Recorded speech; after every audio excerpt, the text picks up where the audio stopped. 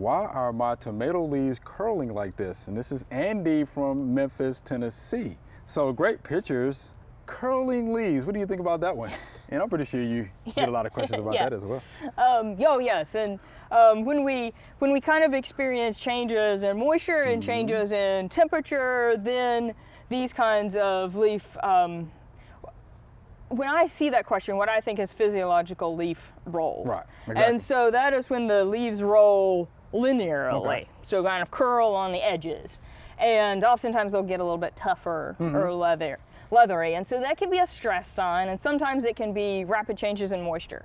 It's been relatively cool and moist, and then it got Which has hot happened. and dry. Yeah, Which has happened here in Memphis. Sometimes it happens multiple times a year. Sure. And so that leaf is kind of reducing its leaf area to collect less heat, and so it can be kind of a stress avoidance technique. Pruning can also contribute to leaf rolling if you prune too much. Take off that I didn't know. mini suckers, so you can kind of stress that plant by essentially what you're doing is, rapidly changing its food sources, right? Gotcha. Yeah, That so makes those sense. can be a couple of things. Okay. Now, I don't want to overlook the fact that there can be viruses and also some herbicides that can cause cupping and... Which look, one of those pictures did look like it was phenoxy herbicide damage. Right. Yeah.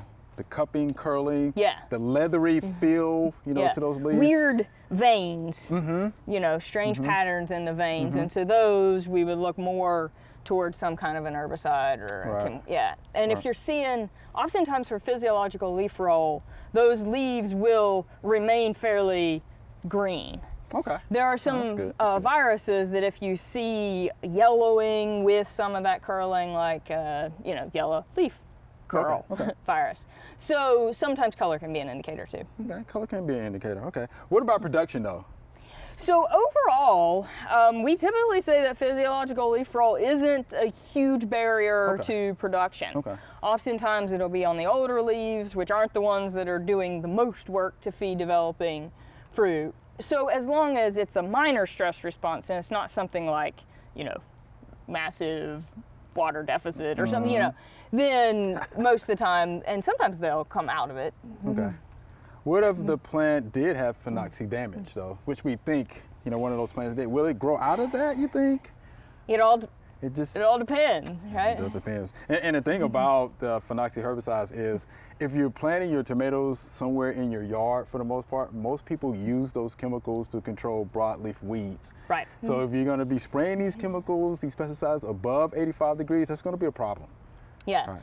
It's going to be a problem. And we're seeing a lot more of those lawn herbicides have mixed modes of action. So sometimes they may have different kinds of herbicides than you thought they might. Yeah. So be careful with using pesticides around your tomatoes. Tomatoes are canaries, right? Yeah, that's right. They're pretty sensitive. That's right. That's for sure.